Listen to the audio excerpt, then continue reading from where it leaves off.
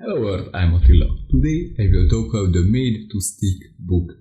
And this was a book about marketing and how to make people remember to your ideas and remember to your product. And if they remember, then they will buy it later, or how to make them buy your product now. So there are 6 ideas that it shared. So first is the simplicity, and I will talk about in depth about these later. So first, the simplicity. We must create ideas that are both simple and profound.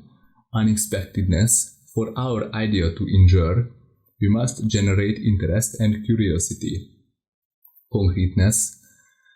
Speaking concretely is the only way to ensure that our idea will mean the same thing to everyone in our audience. Credibility. Sticky ideas have to carry their own credential, and how to make sure that people believe you and your ideas. Emotions.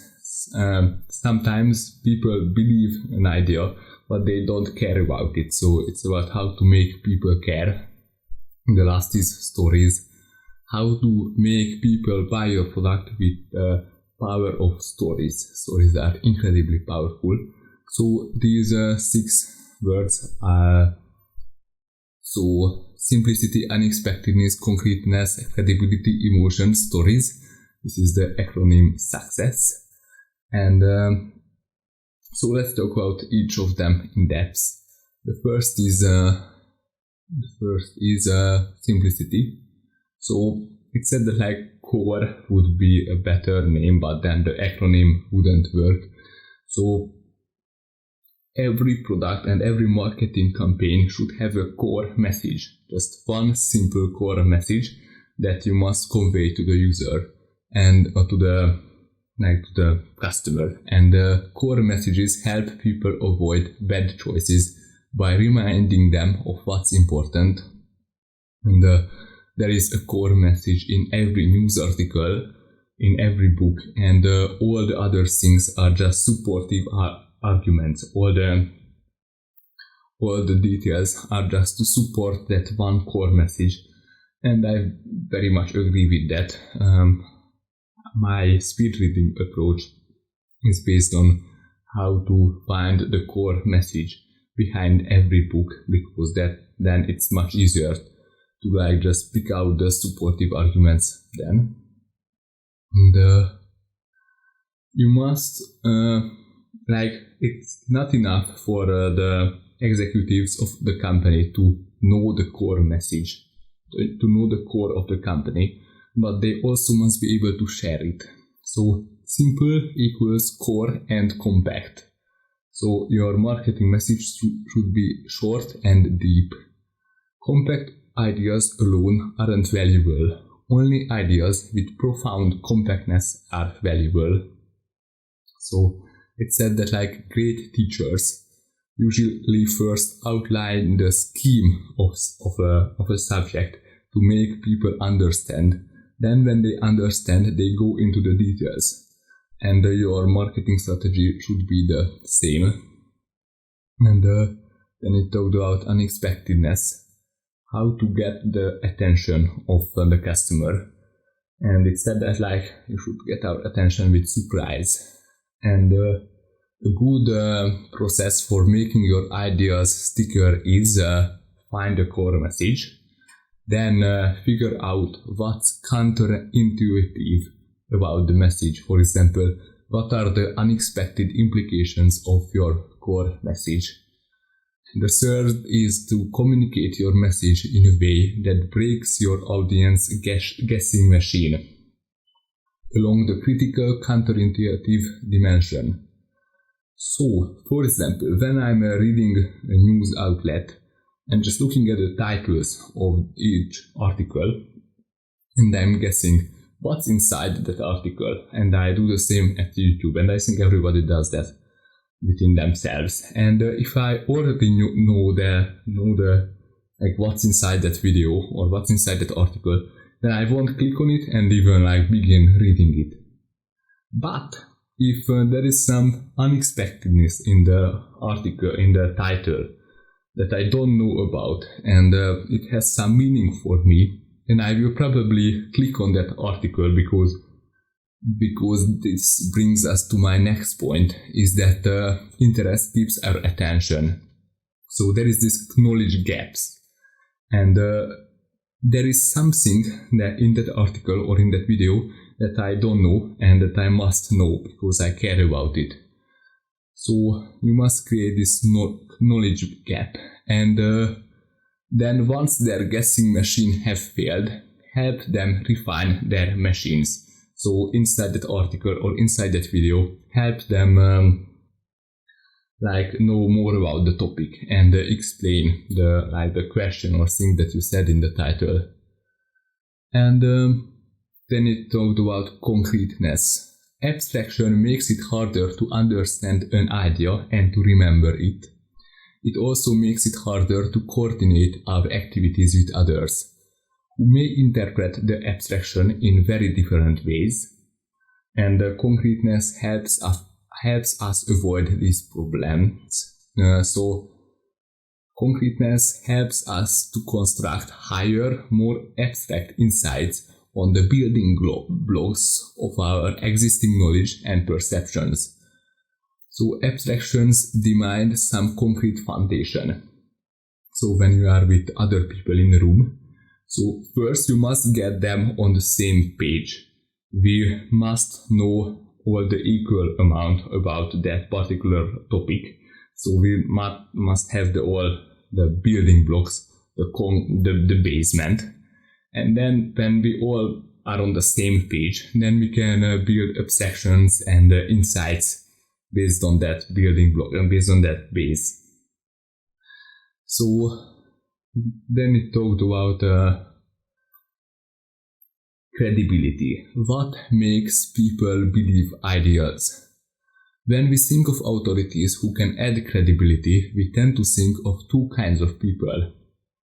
First is the expert, who is expert on this topic, so they must know about the topic more than us, so we listen to their opinions because they are valuable. And the second type is celebrities and other aspirational figures. Why do we care that Michael Jordan likes McDonald's?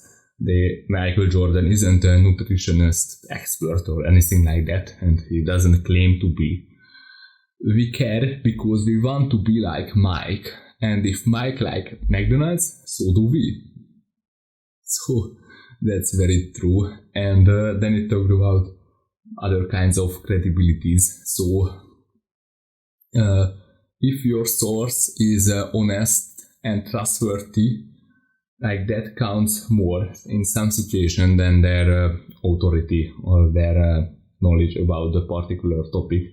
So for example, if your friend recommends you a soap, or versus a TV advertisement recommends you a soap, however, there is a famous expert on the TV that tells you to buy this soap because it's very healthy, you will trust in your friend because you like that person, and you know that the TV advertisement just wants you to buy something. And then it talked about how a story, how an idea can gain credibility, and it said that concrete details don't just lend credibility to the authorities who provide them, who tell the stories. They lend credibility to the idea itself. So if there is a war story about the Second World War, with all the tiny details that are correct, then that story has some credibility because there are these details and that are correct. And statistics are rarely meaningful in and of themselves. Statistics will and should almost always be used to illustrate a relationship. So, for example, that young people die because they smoke. You will say statistics about this, but it's not important for the people to remember to the exact statistics of how many people die, unfortunately, because of smoking. you want them to remember to the relationship that smoking is bad, because a lot of people die because of it. And then it talked about testable credential, and it's when the customer can test the credibility of a claim. So, for example, if there is a tasting bar or a tasting something, and you go there and you can taste different kinds of products to competitors, and you can say that like this is better because it's tastier than the other competitor, then these testable credentials can provide an enormous credibility boost, since they essentially allow your audience members to try before they buy your product. So yeah, and so then you get belief, which is incredibly powerful from your customers. But belief isn't enough. For people to take action, they have to care. So the book talks about emotions. And if we want to make people care, we've got to tap into the things they care about. So there are 3 strategies for making people care: using associations or avoiding associations, as the case may be. So for example, each generation has their own superlatives: groovy, awesome, cool, fade over time, because they have been associated with too many things. So for example, when your finance professor starts using the word dude, you must eliminate the word from your vocabulary, because you associate your finance professor with the word dude, and you don't want to be like your finance professor. The second type of strategy to make people care is to appeal to self-interest. So, for example, when you are a tire agent, you shouldn't say people will enjoy a sense of security when they use Goodyear tires. Say instead of this like, you enjoy a sense of security when you use Goodyear tires. So the focus is on you, not on just some they or people. And the third strategy is to appeal to identity. So we want to be like others. So you shouldn't appeal to not only to the people they are right now, but also to the people they would like to be. Because if a salesman can make me believe that if I buy this product, I will become the person that I want to be, then that's incredibly powerful, and I will buy that product probably. And then it talked about the last thing, stories. And a story provides simulation and inspiration. So if you hear a story, there is a lot of information, and so you get information about how to act, and inspiration. So if that story had a good outcome, you have also the motivation to act. So that's incredibly powerful. If you know how to act and why to act, then you will probably act and you get a good motivation. So when we hear a story, we simulate it. So it said that like we can't imagine events or sequences without evoking the same modules of the brain that are evoked in a real physical activity. So mental practice alone produces about 2/3 of the benefits of actual physical practice. I didn't know this, and it blew my mind. So when someone tells a story, we know that like we imagine themselves in the story, we visualize it. But you are having 2/3 of the same experience as if you were there. That's incredibly powerful. So stories are very powerful, and if you know how to tell a good story, then you are good, I think. So it said that like we don't always have to create sticky ideas. Spotting them is often easier and more useful.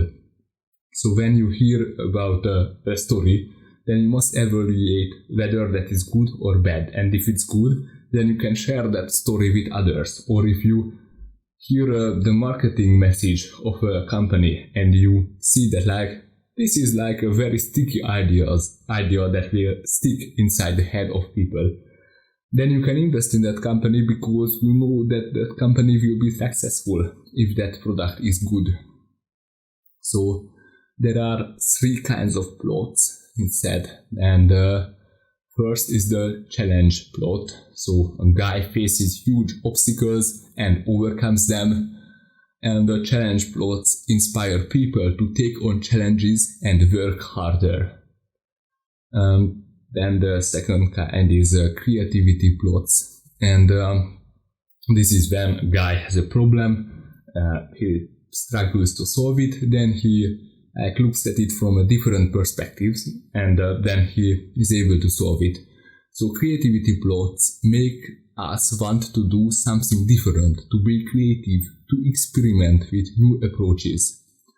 And the last is the connection plots, and it's a story about people who develop a relationship that bridges a gap. So typical romantic stories when a poor guy who doesn't have money is loving a rich princess, and then they make love together.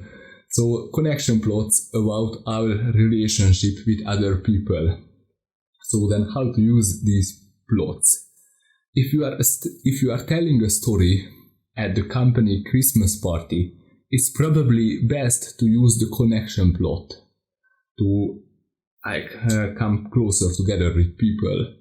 And if you are telling a story at the kickoff party of a new project, go with the challenge plot, because that will inspire people to work harder for their goals and to work harder on this challenge. So then it talked about presenting and how to presenting is a kind of marketing. And when there are multiple challenges that we have to overcome, and there are some typical problems of presenters, especially in the beginning. And when we present things, this is the first obstacle, we want to write down too much information. Stripping out information in order to focus on the core is essential. And we also have a tendency to focus on the presentation rather than on the message. And so it's important to focus on the core message. And getting a message across has 2 stages. First is the answer stage and the telling others stage. In the answer stage, you use your expertise to arrive at the idea that you want to share. And in the telling others stage, you will stretch the statistics and all kinds of unnecessary information that led you to the decision. But the audience doesn't care about that. Instead of focusing on the information and the statistics that were essential for you to make the right decision, you shouldn't focus on this information. Instead, you should focus on getting the message, getting the core message across. Because if you focus on the information, you will find that no one remembers to your presentation afterwards.